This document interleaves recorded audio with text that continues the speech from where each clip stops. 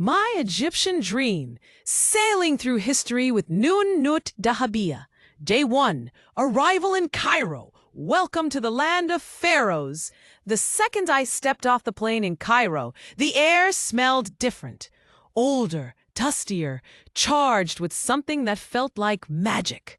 My guide met me at the airport with a warm smile and handled my visa like a pro. It was all so smooth. I barely had time to blink before I was already heading through the bustling heart of the city in an air-conditioned car, soaking in the life outside.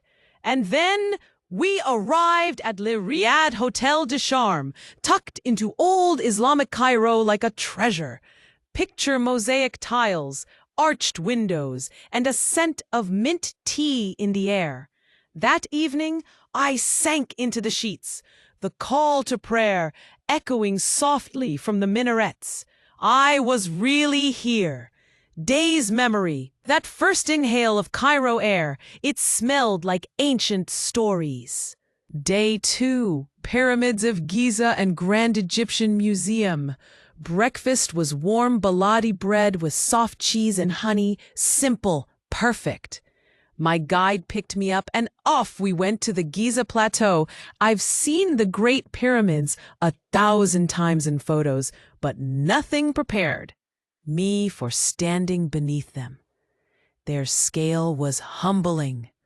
I touched stone older than language. The Sphinx with its worn face felt like it had seen into my soul. After lunch, we explored the Grand Egyptian Museum.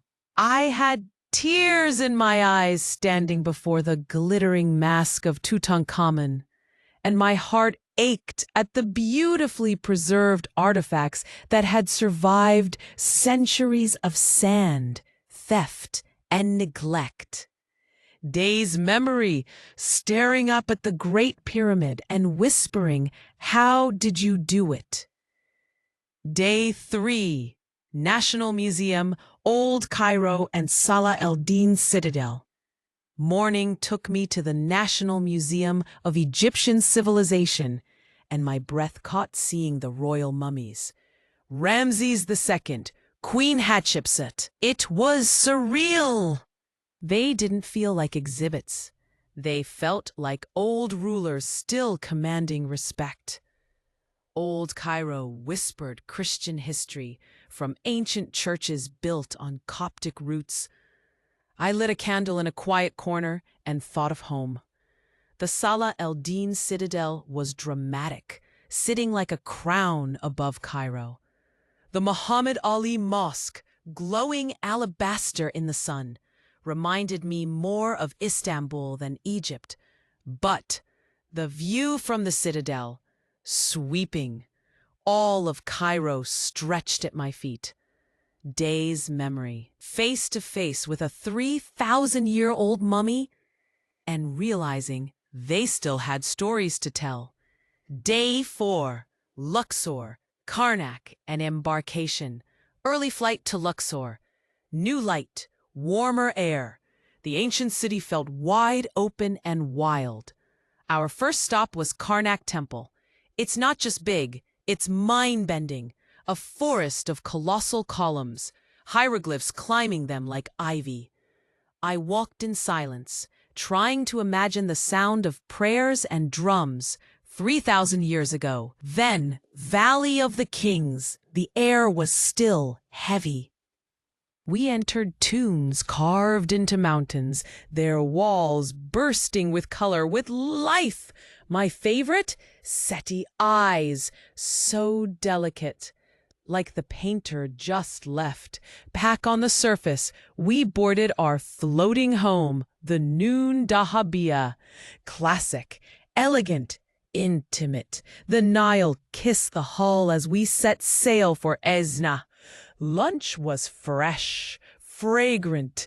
The sail was slow, and I adored every second. Days memory, that moment inside a tomb lit only by soft lights, like stepping into a memory. Day 5, El Kab and Edfu temples crossed Esna Lock at sunrise. Watching the world awaken from the sun deck was like a dream. Our first stop, Elkad, ruins, tombs, whispers of the new kingdom. The village nearby was charming. Mud brick homes, goats, kids waving at us. Later, we reached Edfu Temple. A horse-drawn carriage took us through the streets. Clip-clop, clip-clop. So cinematic. The Temple of Horus stood like a guardian. Giant granite falcons flanked the entrance. Inside, the shadows danced on stone.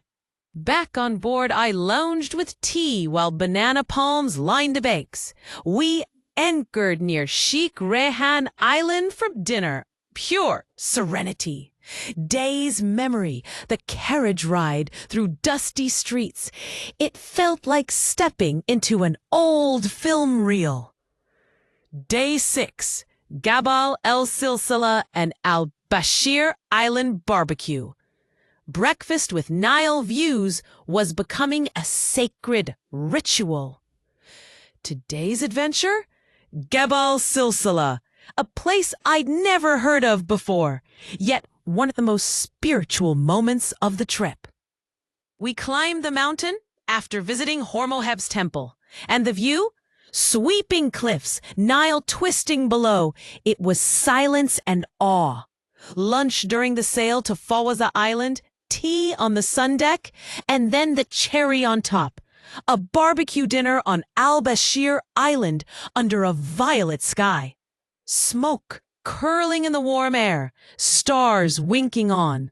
Days memory, standing at the mountain peak, heart open, wind in my hair, a moment just for me. Day 7, Kom Ombo and Dara village.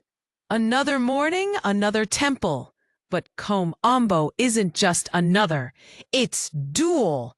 2 gods, 2 mirror halves, full of crocodile mummies and carvings of surgical tools. Wild. Later, we stopped in Dara village, where I wandered the local market. Spices piled like pyramids, children giggling, and a vendor offered me hibiscus tea with a grin.